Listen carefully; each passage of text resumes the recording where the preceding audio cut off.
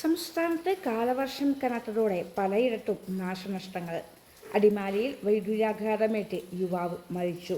ആലപ്പുഴ ബൈപ്പാസിനോട് ചേർന്നുള്ള വീടുകളിൽ വെള്ളക്കെട്ടുണ്ടായി. വെള്ളക്കെട്ടിൽ പ്രതിഷേധിച്ച് നാട്ടുകാർ ദേശീയപാത ഉപരോധിച്ചു. അതേസമയം സംസ്ഥാനത്ത് അതിശക്തമായ മഴയുടെ പശ്ചാത്തലത്തിൽ വയനാട്, കാസർഗോഡ്, കണ്ണൂർ, കോഴിക്കോട് ജില്ലകളിൽ വിദ്യാഭ്യാസ സ്ഥാപനങ്ങൾക്ക് ഇന്ന് ശനിയാഴ്ച അവധി പ്രഖ്യാപിച്ചു.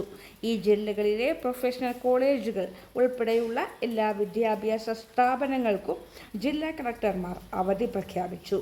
വയനാട്ടിൽ ചുവപ്പ് ജാഗ്രത പ്രഖ്യാപിച്ച സാഹചര്യത്തിൽ മേപ്പാടി ഗ്രാമപഞ്ചായത്തിൽ പ്രത്യേക ജാഗ്രതാ നിർദ്ദേശവും പുറപ്പെടുവിച്ചിട്ടുണ്ട്.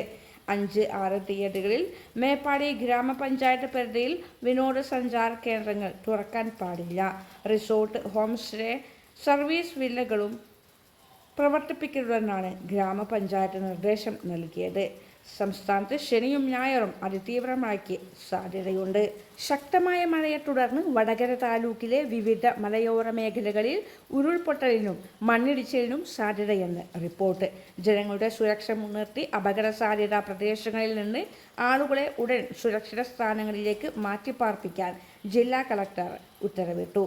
വടകര താലൂക്കിലെ വിലങ്ങാട്, വാളൂക്ക്, മലയങ്ങാട്, ഉരുട്ടി, പന്നിയേരി എന്നീ പ്രദേശങ്ങളിലാണ് അതീവ ജാഗ്രതാ നിർദ്ദേശം നൽകിയിരിക്കുന്നത്. വാണിമേൽ, നരിപ്പറ്റ ഗ്രാമപഞ്ചായത്ത് അധികൃതരും വടകര തഹസീൽദാറും ചേർന്ന് സുരക്ഷിതമായ സ്കൂളുകളോ മറ്റു പൊതു കെട്ടിടങ്ങളോ കണ്ടെത്തി ക്യാമ്പുകൾ ഉടൻ സജ്ജമാക്കും.